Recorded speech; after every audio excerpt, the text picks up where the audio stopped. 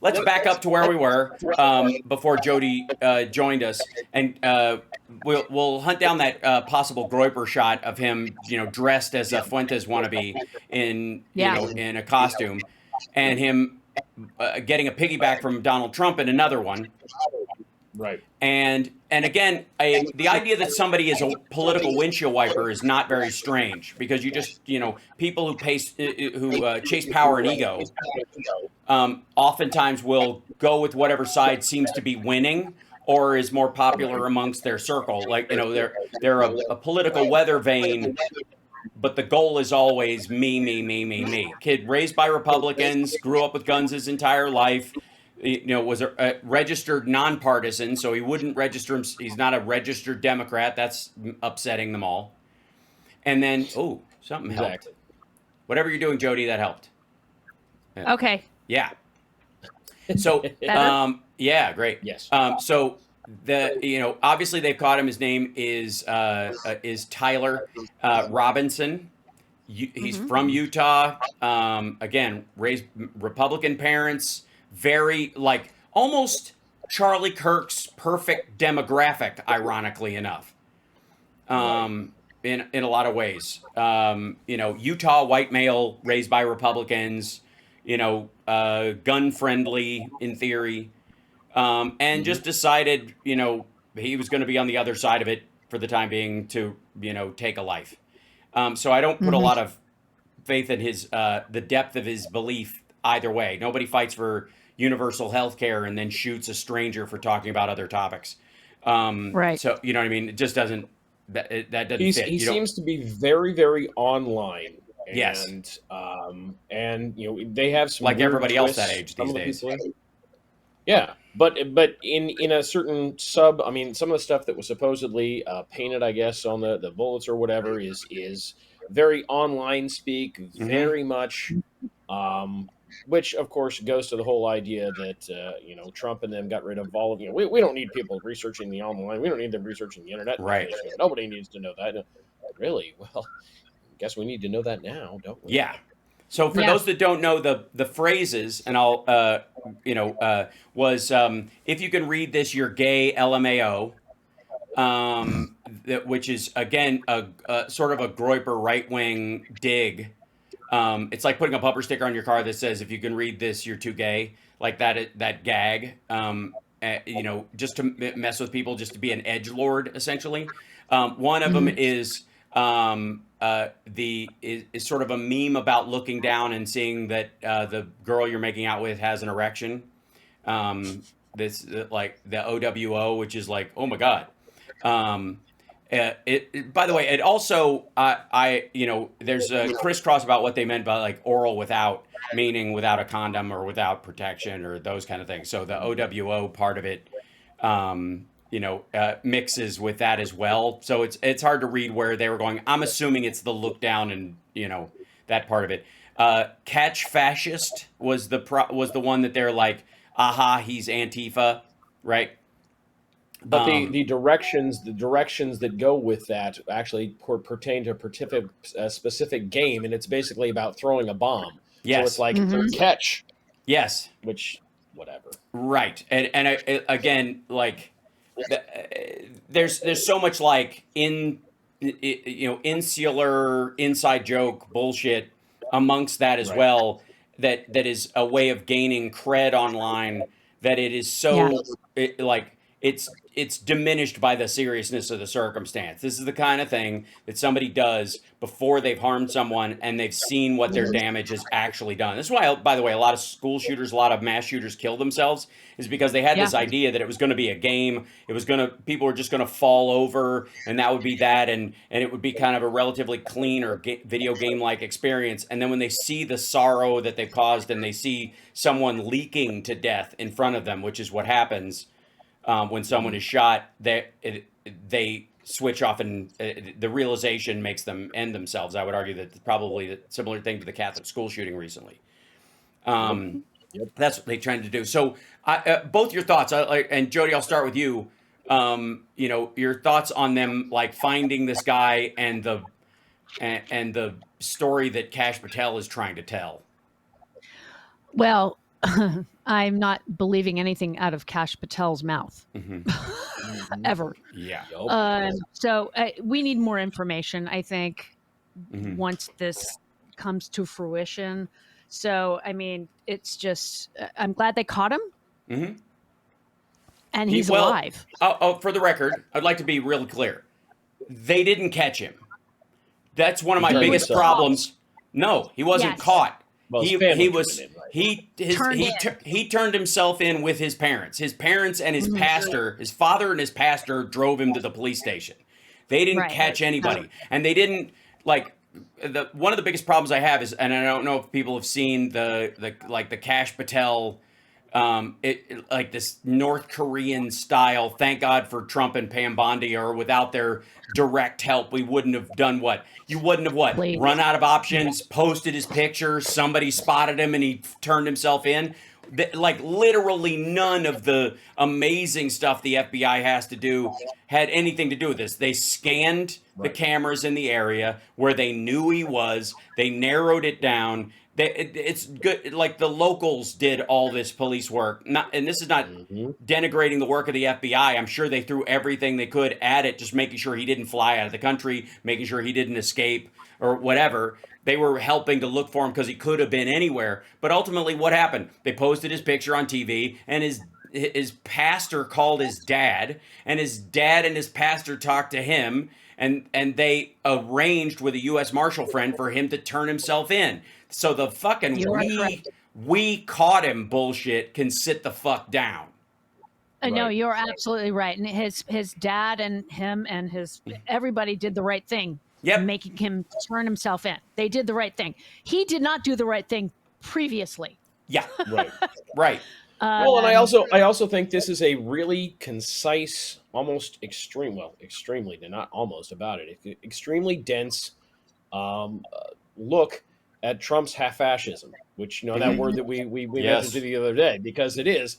So starting from, there was a very qualified woman who was running the Salt Lake City FBI office, and they shit-canned her because, well, among other things, she was South Asian, so we can't have that. And a woman, we can't have that. And a woman. So yes, FBI might have been throwing everything they had, but everything they had wasn't everything they used to have, because they got rid of a number of people who actually knew what the hell they were doing.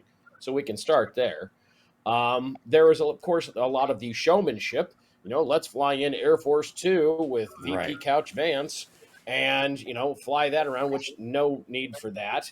The bigger thing, what you're looking at, to me, so Trump last night was saying, God, what the hell did he say? Because we're still putting our show together. Well, this morning, right? So this morning. Last night he said we have to beat the hell out of the radical left lunatics, and then this morning goes on Fox and threatens the vicious radicals on the left. Right. And while we still don't know a lot about this particular guy, what we do know is a conservative family, conservative guy. From what little we know, he didn't post. It seems like there's not as much online, but from what they can get, happens to seem to be a conservative person. So this guy is about as far from the left as you can imagine. And yet, all of the right who've been screaming, well, we got to go after the left because the left is the ones who did this. And then, of course, there's all of the threats against the HBCUs, which is stupid, and threats against left-wing Congress people. And you're sitting there going, this is, it's inflationist rhetoric from Trump and from all of the people who are on his side. And it's like, we didn't start this. We had nothing to do with this. This looks like, and this is stuff when you and I came in, when I came in today on into your wonderful show here, Hal, is that it's unverified, but it looks like the suspect may have also at one time he did dress in 2017 in a costume with Donald Trump, looked like where he was riding Donald Trump's shoulders. Yes, but there is another unconfirmed picture out there where it looks like he was dressed as a Groyper meme. And for your audience who may or may not know, Groypers are the group of right-wing nut jobs that follow Nick Fuentes, who is a particular corner of the fascist right-wing nut job world. And Nick Fuentes absolutely hated Charlie Kirk, and Charlie Kirk hated Nick Fuentes. So the whole thing is MAGA on MAGA violence. And if you notice, as soon as some of this stuff started to percolate up into the mainstream media, the name of the suspect disappeared.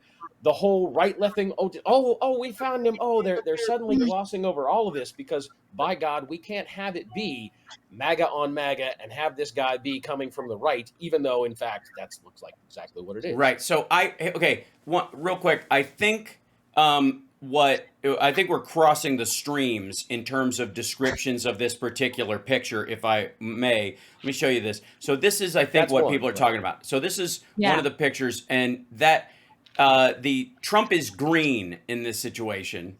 With his, signature look, but he's green. Therefore, a Pepe the Frog crisscross with Trump is possible in this conversation. No, there's a whole other one. If your producers look, it's in my thread from Blue Sky. My producers, you're adorable. You mean me? That's like us. Yeah. I'm sure. Yeah. So yeah, but that is. He was riding around a green-faced Donald Trump like a horse. That was, his little. That's thing. one, but there's a second one where he's actually in a black sweatshirt, crouching on the ground, mimicking a Pepe the Frog meme, where Pepe actually does that. Now he doesn't have his face be green, but he's dressed the same way that this Pepe the Frog one did. And you look and you go, oh, wait a minute. And that to me says, immediately I looked at people who are very smart on online sources, and they went, that Pepe the Frog meme goes to the Groypers. And immediately you say, oh, Groypers, that's Nick Fuentes, and Nick Fuentes hated Charlie Kirk. And then you have the tie over, and you go, well, that's MAGA on so MAGA that violence. would be this picture. That then one. Right. Bingo. So this is and what people are associating this with is that. Right. That he's dressed up like, and that's the Pepe the Frog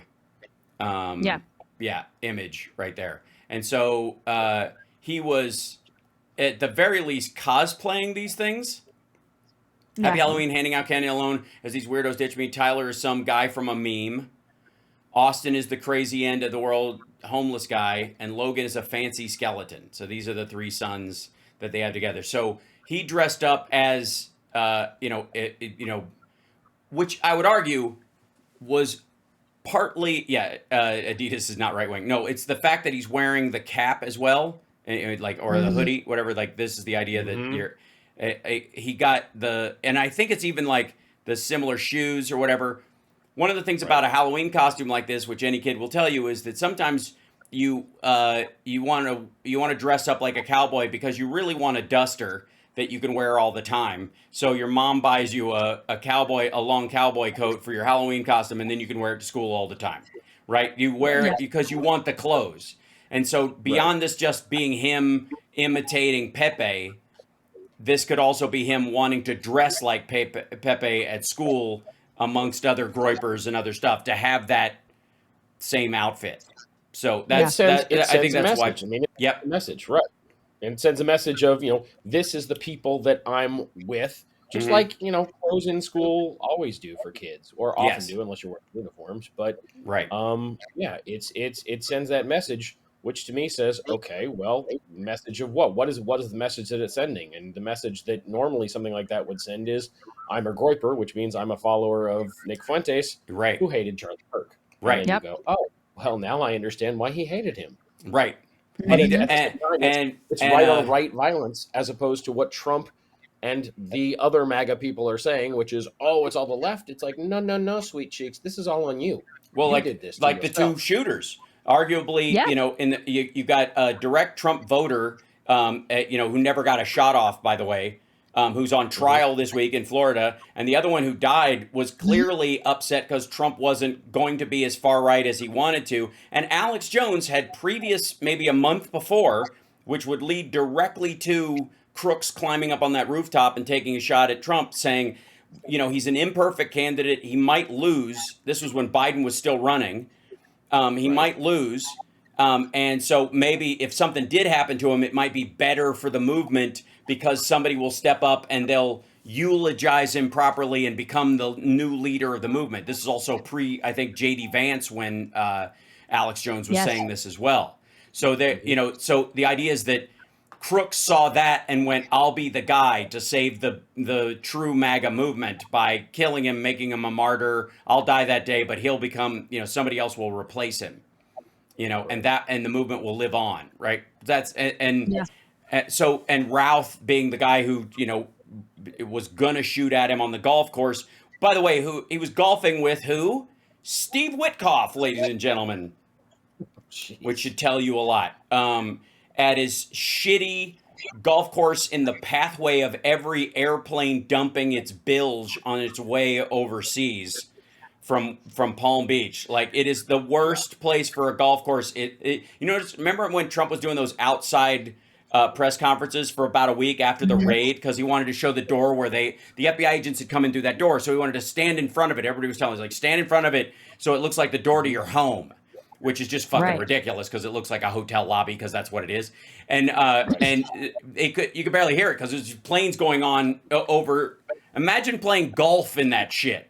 He buys these cheap shit properties and then basically turns them into like compromat and facilities for fucking underage girls, and that's why you go there. It certainly isn't for the course. It isn't certainly for the accommodations or the fucking omelet bar. It's for the 16-year-old that's working in the spa. Yep. Exactly. Yep. There's one other tie back to the shootings there, Hal. The multiple news organizations came out with everything from the Colorado Sun to the New York Times said the Colorado high school shooter was also radicalized by right-wing hate speech, embraced Columbine, anti-Semitism, and white supremacism.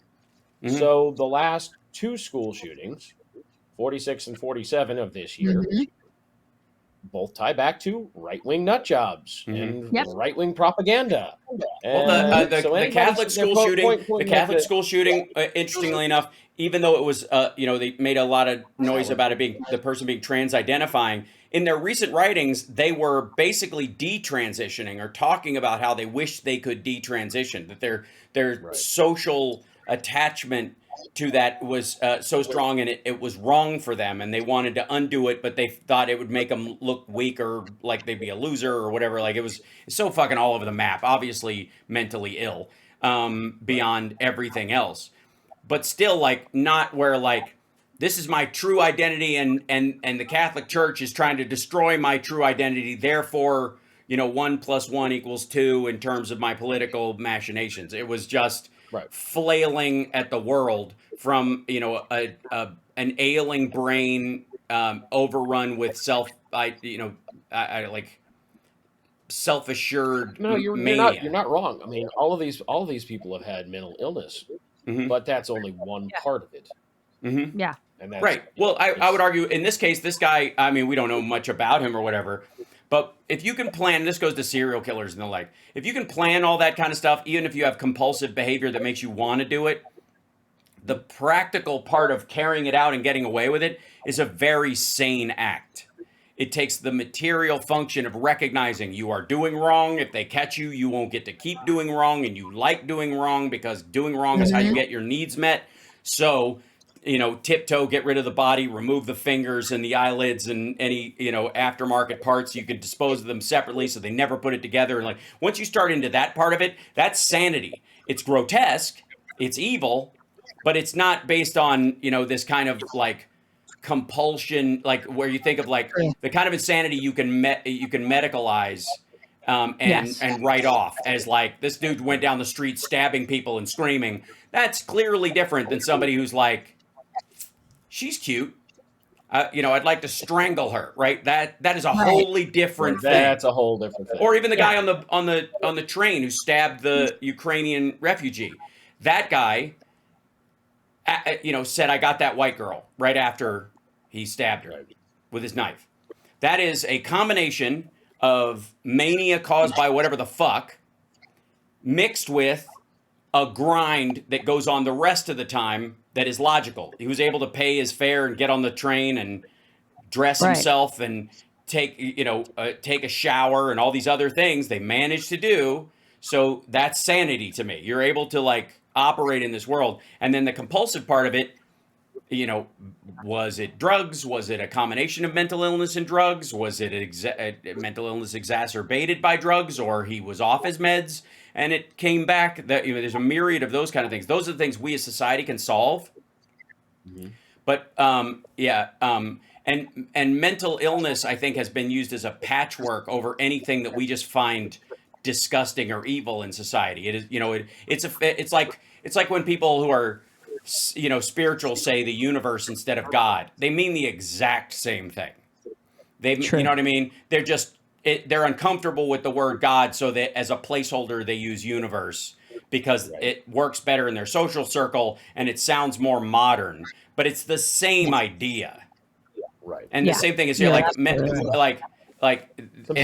some heavy talk about all of this, Al, and just to help out maybe a little bit.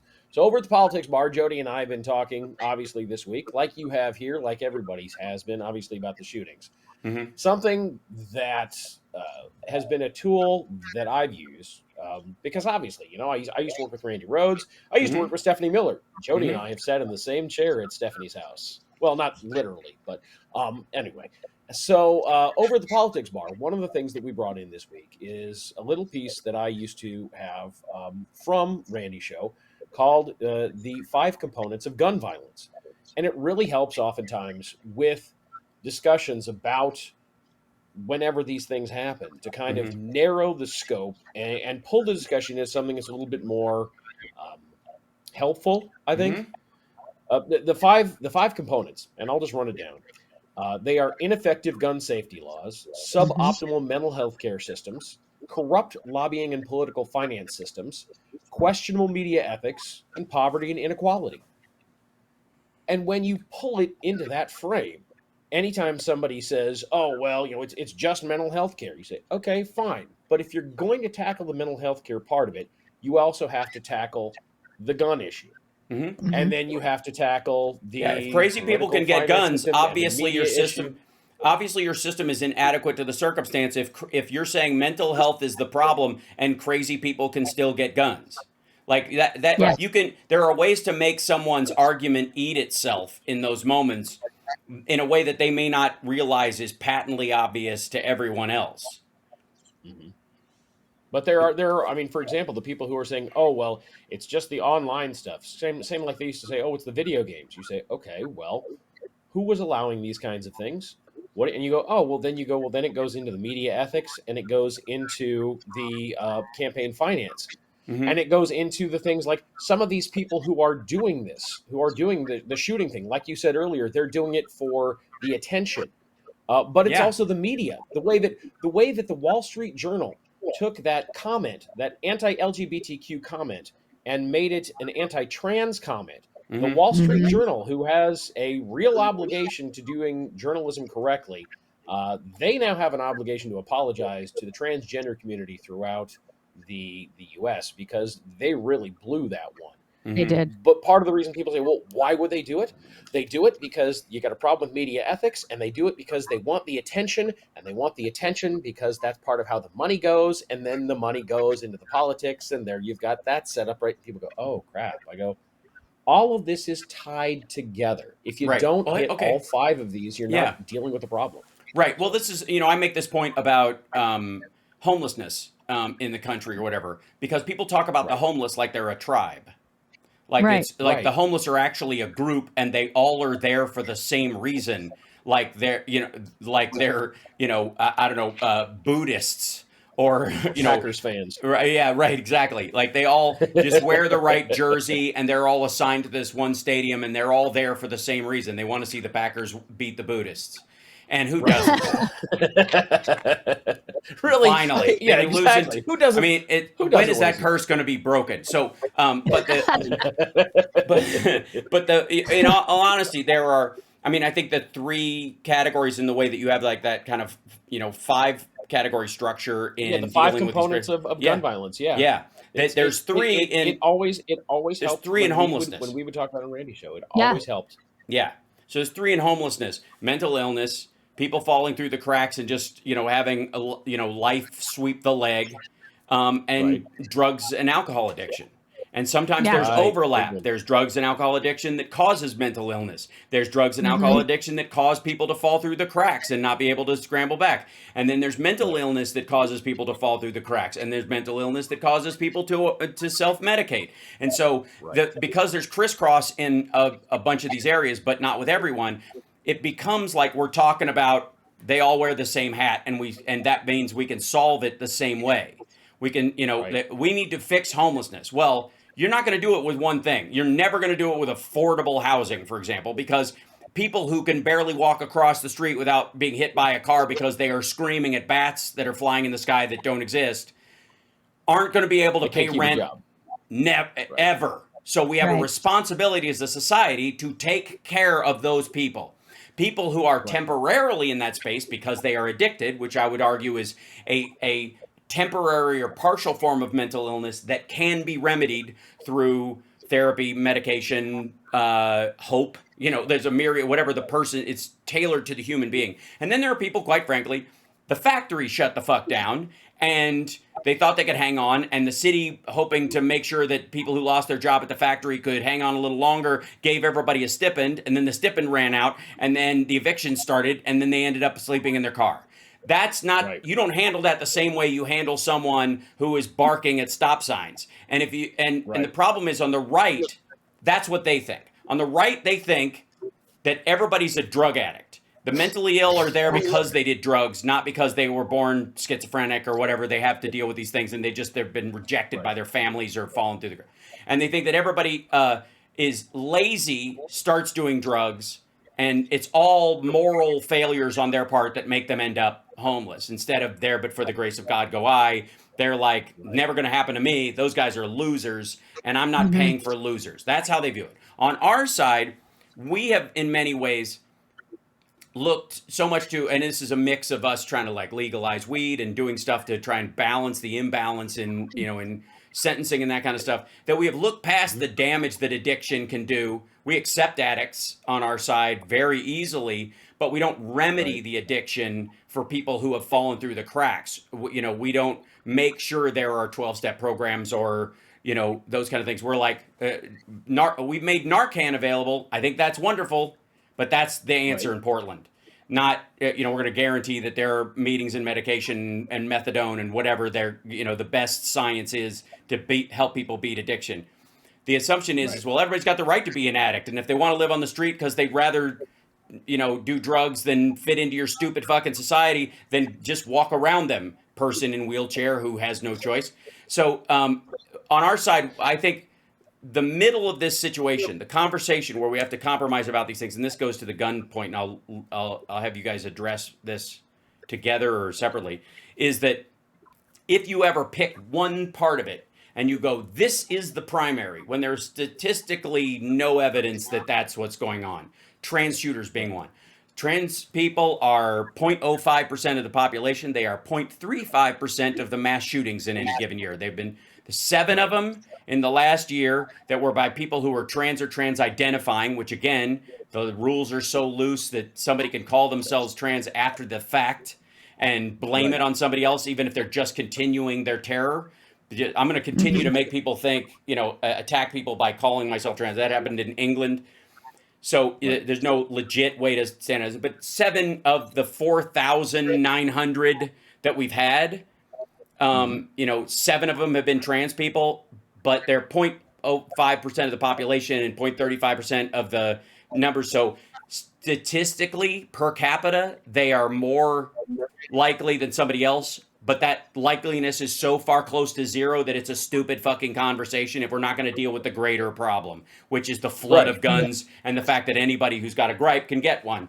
And then you go, okay, well, why do we have a flood of guns? We have a flood of guns because we have all of the gun lobbyists who have flooded all of that. And then you go, well, crap. And then you've got the right-wing media, which is in part held up by the gun lobbyists who, all the NRA dollars there. And you go, that's why you hit all of those 5 is when you add all of those up, you go, if you put all of that in line, let's get the financing. Let's get the money out of politics. Take care of that. Let's make sure that everybody who actually calls themselves news has to subscribe to actual ethics, actual standards, And if you don't, fine. Doesn't mean you can't publish. Just means you can't call yourself news.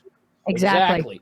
All of a sudden, it pulls things significantly into a more narrow, and then you go, okay. And then the people say, well, shit, in that world, yeah, we can get rid of, like the assault weapons, and we can make sure that anybody who has a gun is trained on it and is not some nut. And if they have a mental thing, we can immediately flag them and say, hey, go see your doctor. And if you get a doctor's note that says you're temporarily crazy right now, here's a public locker, $5 a month. You can store your guns there, and when you get a clean bill of health, We used to have that. Can I just say for the record, and like everybody that bitches about bureaucracy or having stuff in triplicate or any of that kind of stuff, we didn't used to have bureaucracy around stuff. And you know what happened? People died. Shit happened. Right. There was a reason why most cities, once guns became a thing, most towns, either, in the Old West, you had to turn in your guns at the sheriff's office when you were in town. Because if you were going to drink and whore around town and stuff, better you pick a fist fight than a gunfight. So leave your fucking gun at the sheriff's office. You could pick it up on your way out of town. And in Kentucky, when I grew up in Peaks Mill, in Frankfort, which is the capital, for those that haven't been paying attention, by the way, one of the two oldest jokes about Kentucky, one being, how do you pronounce the capital of Kentucky, Louisville or Louisville? It's Frankfort. And which people in Kentucky, by and large, don't understand as a joke. And then, and the other one is, of course, I have a friend who smuggled books into Kentucky, but he got off on a technicality because nobody could prove they were books, right? Those are the two primary jokes of my hometown and my home state. But downtown in Frankfort, Kentucky, beautiful, quaint downtown. I love downtown Frankfort. It's terrific. There is an armory right across from what would be the bank building, which used to be the old government building before they built the big Capitol. There is an armory. It's an old Gothic building, cobblestones around it and all this stuff. And what was it for? It was for everybody in the Frankfort area to store their guns. Right. Yep. And everybody could have a shotgun or a rifle at their house, but any gun bigger than that or your second gun, you left in town. And you left it under lock and key in case a war broke out or the British tried to re-seize the fucking place. Right. Yeah. So we've been crazy here before, and then we dropped it. We forgot how much it worked. Yeah, right? Yeah, exactly. Kind of like vaccines. Oh, God, Jody, the thing you sent me earlier today about that poor kid in California. Yeah. Which so thing? We'll talk about that too. Well, you want to tell him, Jody? You sent me the story. God, it was so many hours ago. Right, and so much has happened since. Well, and that is 3 hours ago. I think I sent it. The news goes so fast these days, but it's one of the things we try to do at the Politics Bar is kind of make it an oasis, a place for everybody to sit and chat and hang out, a community. I mean, obviously, it is different than House Sparks Mega Worldwide, which is a completely awesome and fantastic community of its own. But for our community, it's more of a thing where we try to organize the news. You've had your day, it's been busy as hell, you don't know what the fuck's going on, you're like, fuck, I want to turn on the news but not have it be like this flood of shit. I just want somebody to kind of organize it and talk. And so was we it do. the thing about the kid that died from measles? You got it. That's the one. Yeah.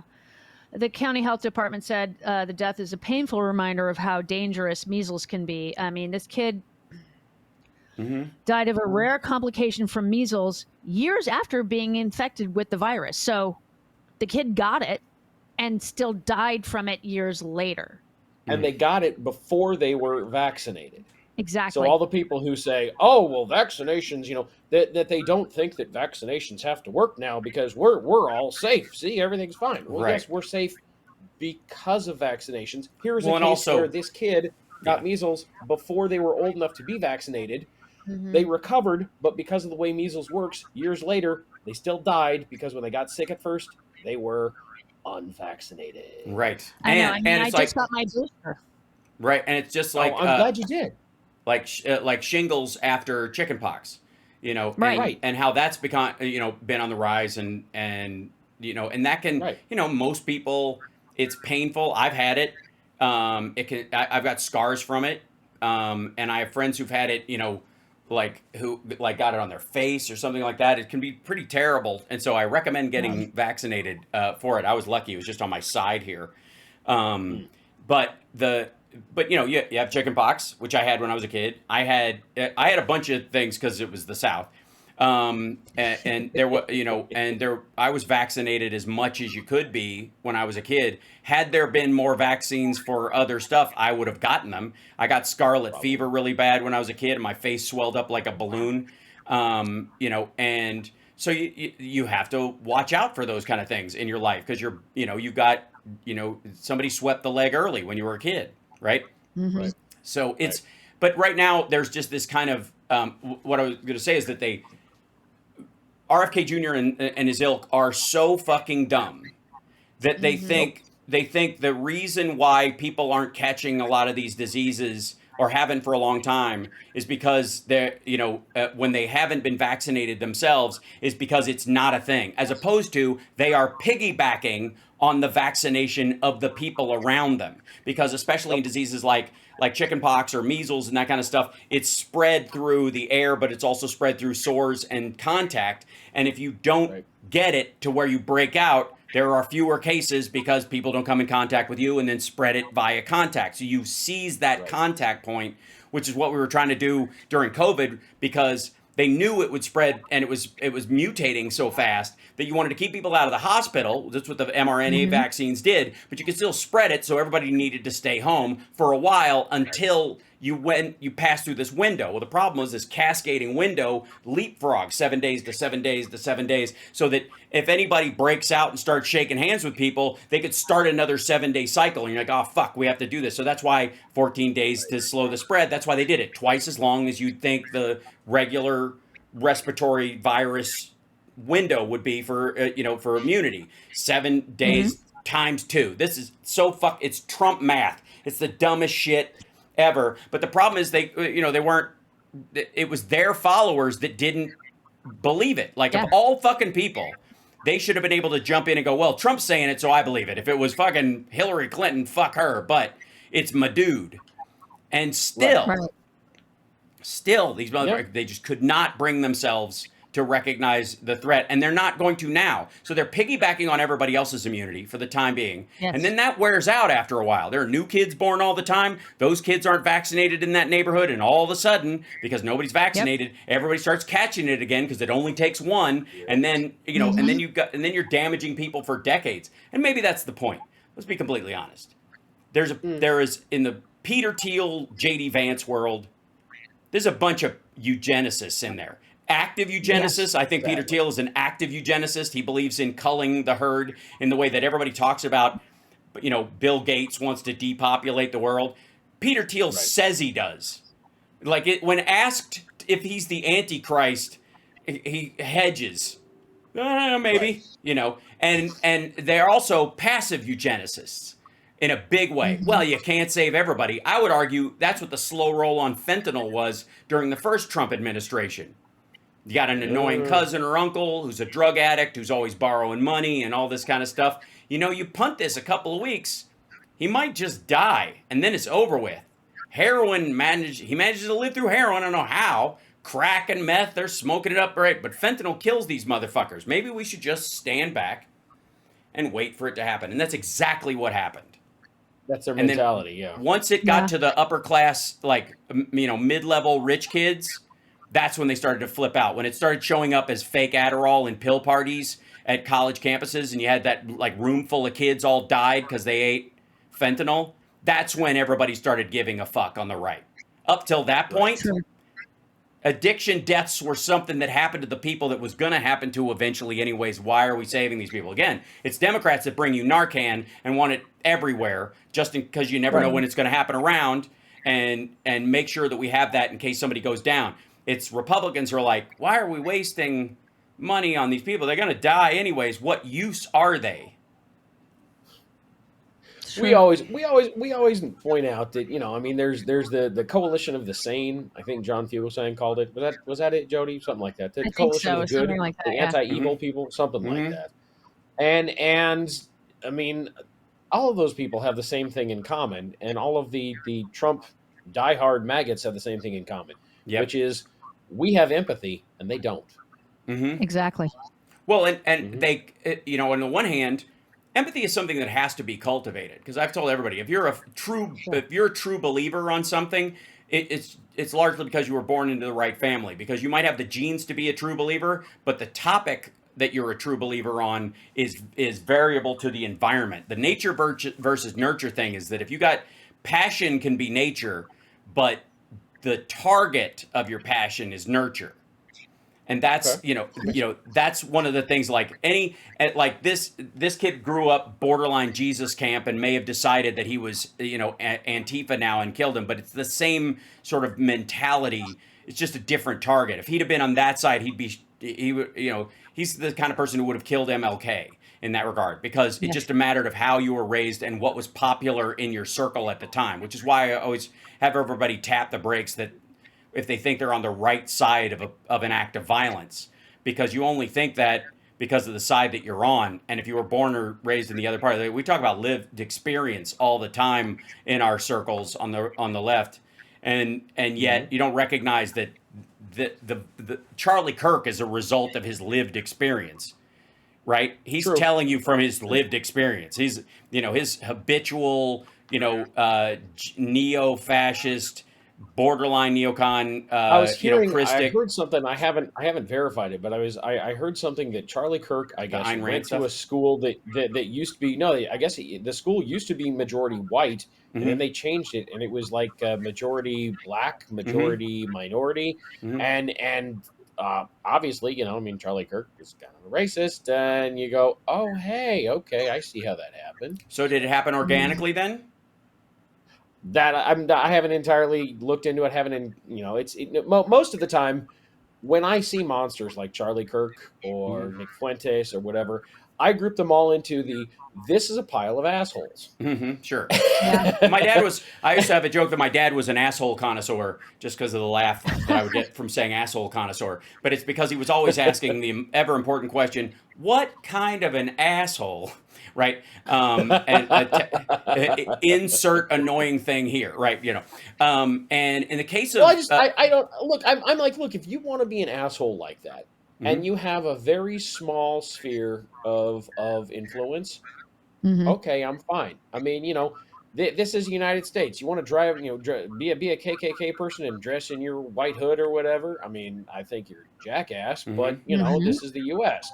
As long as you don't try to put your hatred into laws, I'm fine with that, because we've tried to. Yeah, but there's no such thing as that.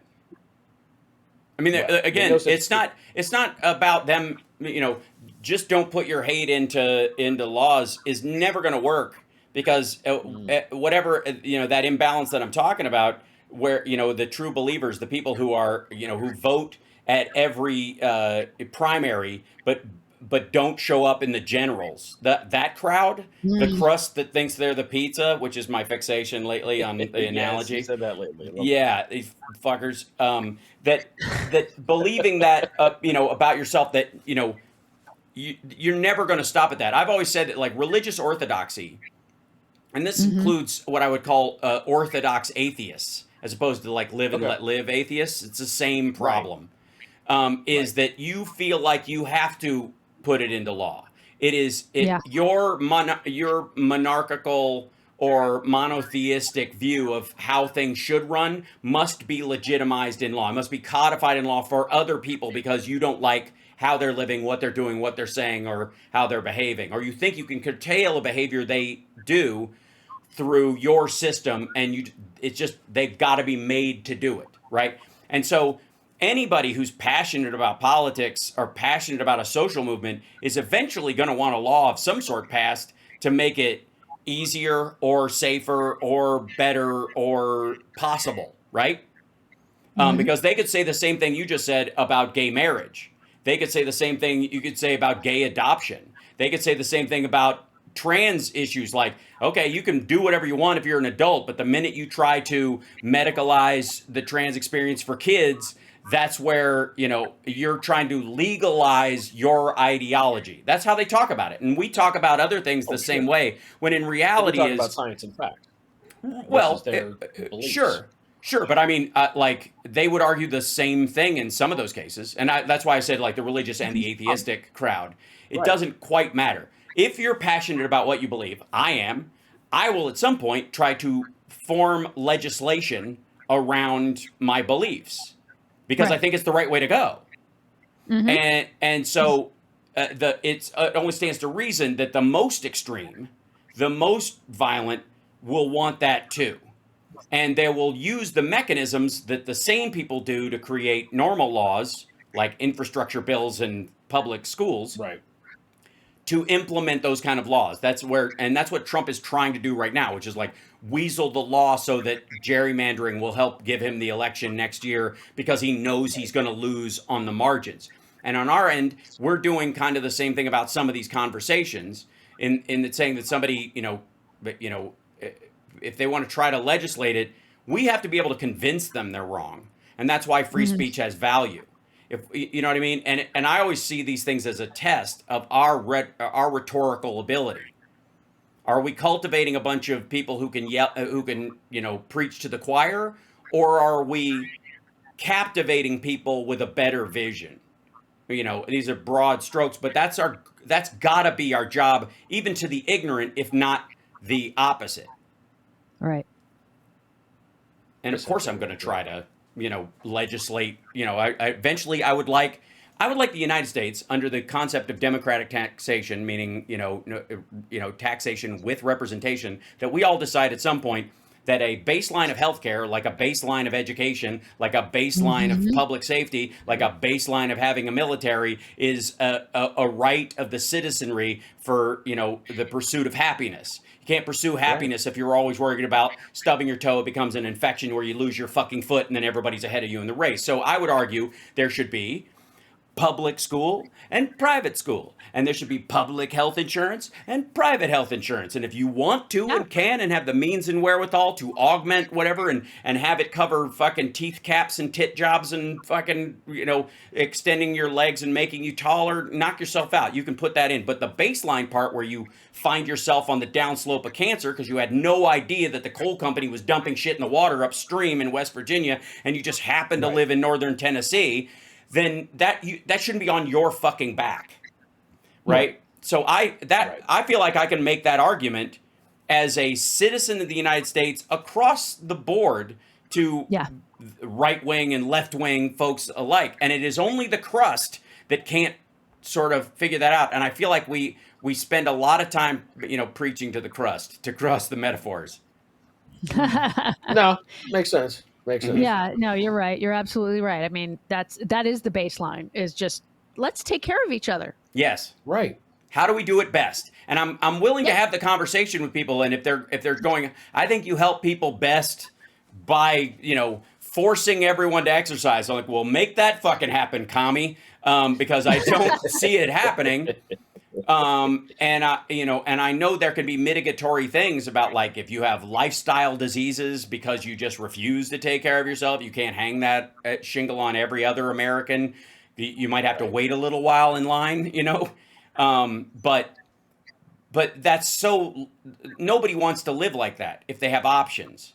Nobody wants to be like, I got a great idea. I'll just be sick all the time. I'll get like septic feet from diabetes, and then the system will pay for my fucking cat food. Nobody fucking wants that. They might find themselves where that's a better option, and where their ego allows them to, to go, look what I did to work the system. And in that situation, that person is no different than Donald Trump, who doesn't pay fucking taxes, gets his money from fucking Russia through sketchy ass banks and people like Jeffrey Epstein, and then, and then goes, I'm a winner. I worked the system. Same fucking people. Donald Trump is a welfare queen in the classic 80s sense. Totally. Yes. He just significantly more wealthy, but no different. I don't know. I don't know, because like right now, yes, he's got all that crypto and he owns a bunch of stock, but the minute he starts selling it, all of those things start to crater. It's his own fucking. Right. This is how fucking dumb he is. And Eric and Don have worked this around, I'm sure. But like Bitcoin is one thing, but your own meme coin is another. Yeah. And owning 80% of your meme coin and having basically people throw you bribe money through that is cool if you can buy and sell things with your meme coin, which you can't. You got to convert it into something else, US dollars or Bitcoin or something like that. And you have to be able to find somebody who will trade your shitty meme coin for that thing in mass. And if you do, without it being just straight up fucking money laundering, which is largely what they're counting on, it's going to drop the price of it the minute you start selling it. It's just going to fucking crater. The minute he starts selling his meme coin to takes $1 billion out of it, of the 12 he's made because of the meme coin, he'll take $1 billion, and then the other 11 billion will be worth $900,000 like that. And everybody who bought in on it, who isn't a Saudi prince who was just bribing him straight across the barrel, is fucked and will want his head. So that's a crucial part of this that I don't think, like, Larry Ellis became the richest man in the world this week. Yes, unfortunately. For like an hour or two or something like that. Well, because I think Elon just beat him like at the end of closing yesterday. Well, the idea is that Ellis's stock went up 101 billion and then it bounced back down. But then and Elon Musk's had gone down 49 billion and then it came back up a little bit. Point being is that all of them own, this money. And at some point, in theory, they could Bill Gates their way out of it. What you do is you take a bunch of it and you go, I'm retiring. You can only do it when you're really old without making everybody think the company is collapsing. I'm going to sell a bunch of it. I'm going to give some of it away. I'm going to keep a holding stake in it or whatever, so everybody knows I still believe in the company, but I'm going to sell these stocks online once they've reached a certain point, and I'm going to eke them out over time.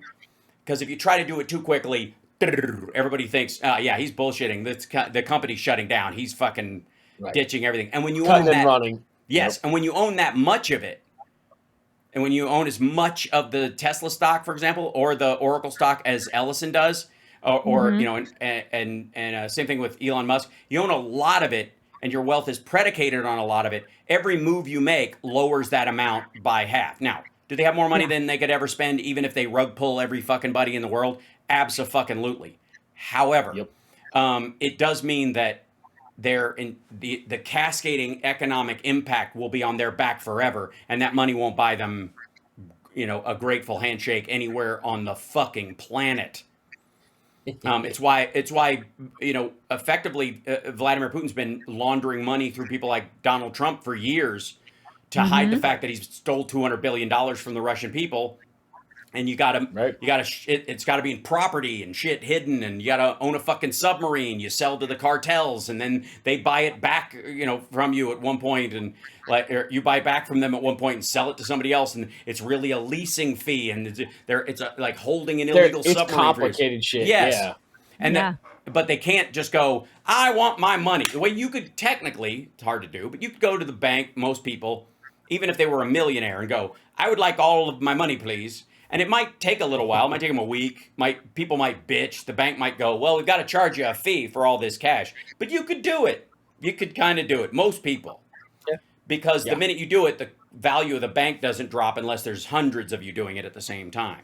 The thing I'm worried about when it comes to Ellison is this new thing that this jackass wants to do, the Skydance Paramount thing. Now he says that they want to take over Warner Brothers Discovery. Before Warner Brothers and Discovery even split again, he wants to go in and buy the whole thing. Right.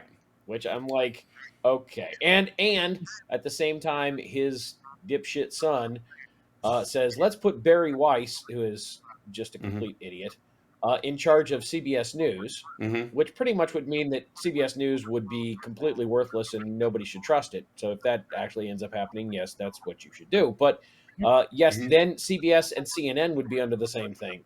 And it would be like, look, that's why I said there needs to be rules. I would prefer them to be industry rules as far as, not having a government, because you don't want the government in charge of that. But I would prefer that there be industry rules, because right now you got a bunch of people effectively selling oranges, and they're not oranges. They're, balls of dog shit wrapped in orange peels. Yep. But enough I'm about selling Donald it as Trump. An orange. It's true. That's Trump. That describes Trump real pretty well. much nailed it. But that's what they're doing with news. Is they call it news. Your Newsmax, your OANN. That is dog shit wrapped in an orange shell. It ain't no goddamn orange. Well, but they're allowed to call it an orange. Well, and again, that's, well, this started in like CNN called themselves the most trusted name in news. And the reason they did this was because they're poll after poll for a period of time, about a decade and a half, that was the fact. Like they beat out at one point and it wasn't, by the way, the most trusted name in news because the stories turned out to be right. What it was in the polling was when news is breaking, people went to the best known all 24-hour news channel that was on, whether it was a fucking car chase or something like that. They didn't trust what they were getting. They trusted they could get the information because it was on all the time. It's an amazing play on the word trust, right? But they were able to say it because it was materially true based on that statement. And they could even have a little asterisk that showed on that thing when they would call themselves back in the day. They would just call themselves that and say, because da-da-da-da. And it would have, like, because they were kind of viewing themselves as a legit news source and acting like it, they would reference chosen by most people. The same way you do with a car company, the safest car in the country, or favorite car of consumers or whatever, because consumer electronics did a test on a laptop. That's how you know, because somebody else told them. Favorite car of consumers who would rather not be walking. Right. Yes, exactly. Right. Whereas Fox decided to do an end run around that. How did they do it? Fair and balanced TM. They trademarked fair and balanced. Now, you know what the best thing about a trademark is? It doesn't have to be true. It can very true. You may not deserve a break today, you lazy fuck. But McDonald's says you do, so that's that. And all the companies. Coke is not life. I'm sorry. If you have a person who's lying on the ground and they have expired, pouring Coke into them will not revive them, no matter how much the direct translation of the Coke ads that they ran in, I think it was Japan or Korea, where they did a direct translation of one of the ad campaigns, and they ended up with billboards all over South Korea that said, Diet Coke, it brings your ancestors back from the dead. True story. Because it was a direct... Yes, it was because it was a Coke is life, like family. Their whole thing was like family, friends, loved ones. Coke is life. Like that's how they did it. And when they put those things together, friends, children, bring your granny back. Yes, right. The last person mentioned, if they're dead, Coke will bring them back to life so they can see all the others. That's how the sentence structure, right? So, right. Yes, that's what generation means in Chinese. That's exactly right. So it's the same characters too, the same kanji. So that's how they got around it. It's a trademark. So it's the same way where like every drug, all the big drugs, take a look at what their real name is. They always show you the name of the product, but they also show you the real drug name. And most of the time it says Sumpamab, Dibilizabilicabamab, right? It all ends up mab. Why mab? Monoclonal antibodies. Most of the things that you're seeing in the advances of treatment for chronic illness have come from monoclonal antibodies. That they have built these therapies on monoclonal antibodies over the last few years. So almost everything is a fucking mab. So if they call it mab, nobody remembers. So they have to come up with everything that sounds like a fucking Toyota from the mid-90s that's part electric, right? Or take your Corolla and call me in the morning. Or a degree of heaven in Scientology, like Banazista, like this is the level you go to after you remove your thetans, So, but there are rules about, to your point about calling yourself news. If something's an over-the-counter drug, they really don't kind of have to say much. It's over the counter. Yeah. They've done the testing. It's kind of fine. Oh, there should be a difference between over-the-counter and prescription news. And the rules should apply. We are, I would argue, over-the-counter news. I'm in a fucking spaceship, and you guys are, you're in your office, and she's in Lonnie's music room, which I'm very jealous of his instruments. They're very beautiful on the other side. Yeah, just fucking fantastic. I want to have Lonnie over sometime. I have heard Lonnie has great instruments. Yes. And also, he plays the guitar. Look out. This one, that one right there. He just, wait, hold on. The bass? No, the guitar. Oh, yeah. Towards the window. He designed that. Oh, it's beautiful. Bitchin'. That was his design. That's fantastic. For those of you who don't know, Lonnie is the guy who when he is on our show, he says, the politics bar. Yeah. Exactly. The politics. Lonnie's terrific, and I would like to jam with Lonnie at some point. Oh, I'll even do it right. on camera if that's what's necessary in this burned out I bird of will. an ego world. I'll even bring over my first guitar from my first band, which I recently rebuilt after. This is my Ooh. 1988 Squire Strat, hair metal, Nice. lava, blue and red. I put Nice. new pickups in it, active pickups, swapped out all the electronics, and then I put blue strings on it. I don't know if you can see that, but they're blue. Very nice. Yeah. So it's I'll bring that one over. That's the one I'm playing on my album with Johnny Million. So yeah. So I as we near the end of this hour, and I appreciate you guys being on Politics Bar. What's the schedule, by the way? I only know when I'm on because I'm very self-involved. It is weeknights. It depends on your local affiliate, because we have different radio affiliates starting usually around 6 Eastern. But you can of course download the podcast from your favorite podcast player. You just type in the Politics Bar, or you go to thepoliticsbar.com, and you can get our podcast ad free for $6 a month. Plus, you get the drink of the day. We'll give you a ton of different recipes. Some of them are for alcoholic drinks. Some of them are for non-alcoholic drinks. Depends on the day. And then we send you the News on Tap, which is that thing that we were talking about earlier that Jody and I are still putting together. There it is, politicsbar.com. And the News on Tap is basically, we stand at the center of the fire hose of news and gather all of the stuff. And then we put into this nice little concise thing of about 30 little stories. And you go, oh, shit. And you can zip through and read the headlines, or you can actually click in and read deeper into the story. But you should be able to, kind of like when you used to go to the neighborhood bar, and they might have a copy of the New York Times or the Wall Street Journal. And they might have a couple of, might have a Rolling Stone or something, and you'd see them there. And as you're waiting for your friends, you'd buzz it. You'd be like, oh, you spend a couple of minutes. And at the same time, when you get done, you're like, oh, shit, I'm a little bit more informed. Yep. As opposed to spending, 5 hours watching cable, quote unquote, news and going, I don't have a fucking clue of what I just saw. Well, and I think, I think that's great. I think that's what people took for granted with news at 6, and 11, because you had time to think about it, right? There was an element of, it's okay to go, we don't know right now, go watch something else. Go, like there is a thing about, I will say that everybody bitches about the algorithm in social media, and that it's there to keep you dopamine fixated, where you're just like, God damn it, right? Okay. That's not original. That's a reboot of cable news, effectively. Like, how do we keep talking? And I'll give everybody an assignment. I'm sure you guys have noticed this. Whenever you're watching cable news and there's breaking news, when you will hear when a producer in the anchor's ear says, humanize the story. Ask them about what we should expect next. Ask them about where this could possibly go. And because you can see them change gears on a dime, and it's clear it's coming from the IFB.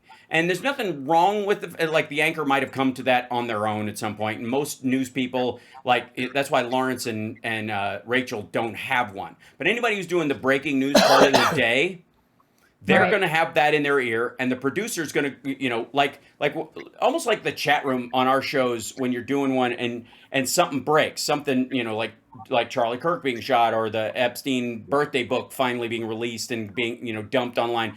That stuff will happen sometimes while you're on the air. And having somebody tell you in your ear when you're on the news is no different than your chat room going, hey, check out CNN right now, something's going on, right? That's fine. I don't have a problem with that, as long as it's in line with what you want and need to do for helping people understand what's going on. Most of the time, they're just trying to hold on to you to the next break. Right. And that's that's what the algorithm on social media is based on. Like, don't let them click away. And the most vile version is TikTok, and it is it's built on like passion and rage baiting all the time. Like it starts with curiosity. It's a soft rage bait. They created it, I would argue, during the 2016 cycle, which is, if you'll notice, a bunch of your cat video Twitter accounts all of a sudden started giving a shit about Hillary Clinton, Politics, right? That's not an accident. Those were the early version of bot accounts. What they do is they get you to follow based on something you like. They troll around areas, around soft edges, and then they radicalize from the side, like, hey, I noticed you like this other thing. I do too. And they drag you into this, like, we should kill some people. Like, that's how it goes. And we have a responsibility, I think, both in the news, whether it's our side of the argument or not, to recognize, all right, okay, I see what they're doing. They're socially manipulating. They're trying to keep me on to the next commercial. They got to sell fucking toilet paper and blah, blah, blah, blah, mab. So I'm fine. But I know what they're doing, so I don't have to emotionally invest myself in what's going on. I can get the information I need, and I don't need any more than that. And I can tune into the Politics Bar or Hal Sparks Mega Worldwide for the charming and fun version of what's going on. Exactly. The entertainment. Speaking of which, we need to go get things ready at the bar. I know. I got to go let you guys go. Thank you guys for coming in today. I really appreciate it. Thank you so much. Yeah. Thank you for having us on. This is fantastic. You can look at this. We're in the spaceship, Jody. Yeah, it's a good time. I love it. Next time I'll put you in the bunker if you want to feel safer. I've got, we can do that. I used to be in the bunker. My old show was from the bunker. So right. I'll make you feel right at home the next time you're on. I'll remember. All right. Thank you guys so much. I greatly appreciate it. Have a great day. And don't forget, everybody, check out thepoliticsbar.com. Thank you so much, Hal. Yeah. Hey, we'll see you again soon. I insist. Okay. Bye. There they go. Ladies and gentlemen, the Politics Bar, Shawn and Jody.